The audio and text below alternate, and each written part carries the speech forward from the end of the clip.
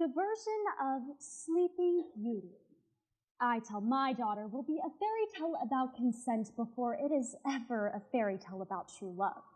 In it, I will pause and I will ask her, do you think that it was right for the prince to kiss a woman who was unconscious just because he thought she was pretty?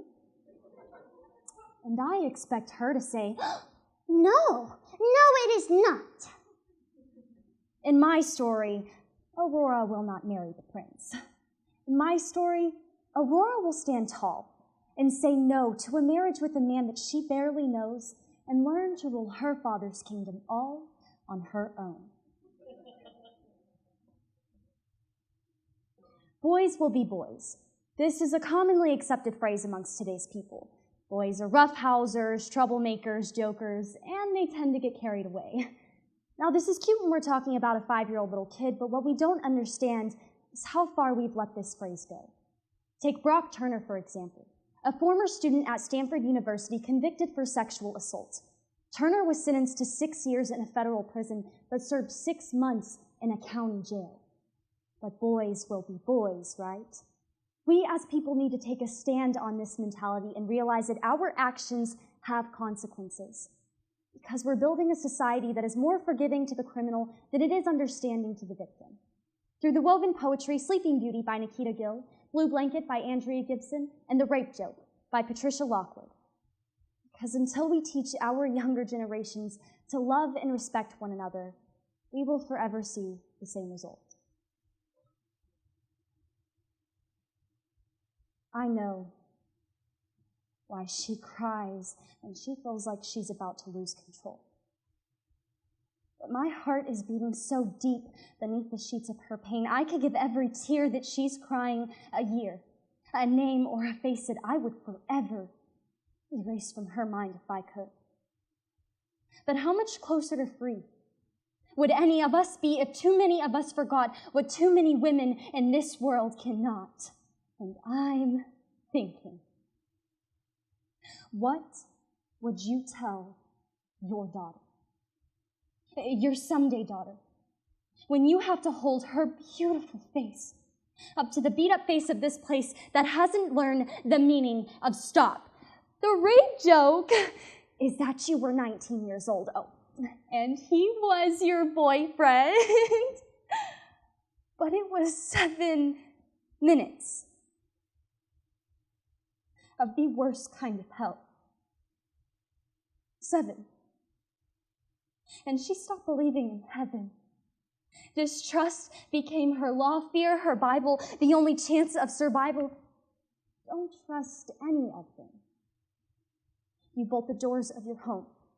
You iron gate your windows, no walking into the car alone. You get the key and the lock. Please, please, please open. Answer the question, miss. Why am I being on trial for this?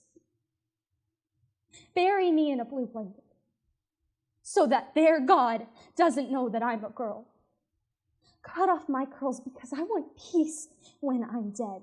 Oh, he wasn't threatening you. You understood. He just really liked his knife. The rape joke is that he carried a knife around, and he would toss it and turn it in his hand to show it to you as if it were a book. The rape joke is that sometimes he would tell you that you were going on a date, and then he would actually take you over to his best friend Pee-wee's house to watch the wrestling match while they all got drunk. The joke is that his best friend's name was Pee-wee. Oh, but it gets funnier. The rape joke is that he kept a diary. A diary! You know, and I wonder if he wrote about the things in it.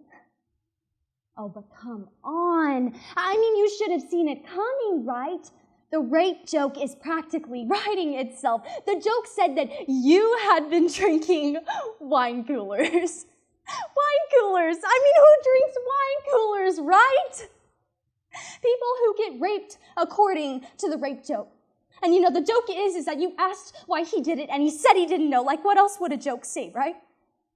The rape joke said that you were the one who was drunk and that you were the one who remembered it wrong, and it just made you laugh out loud. for one long split second. Wine coolers, right? But can any part of the rape joke be funny? Can rape jokes be funny at all is the question. I will use this story to help her understand no boy has the right to touch her without her consent just because he thinks she's pretty. I will teach my daughter to say the word no before she ever learns the word yes. I will teach my daughter that others may think that she is being difficult, but no one else's opinion matters as much as her own. But most importantly, I will teach my daughter to never feel guilty or wear her body as though it is a gift to anyone except herself. Tonight, she's not wondering what she would tell her daughter. She knows. She was whole before that night, believed in heaven before that night. Tonight, she is not asking you what you're going to tell your daughter. She's asking what you're going to teach your son.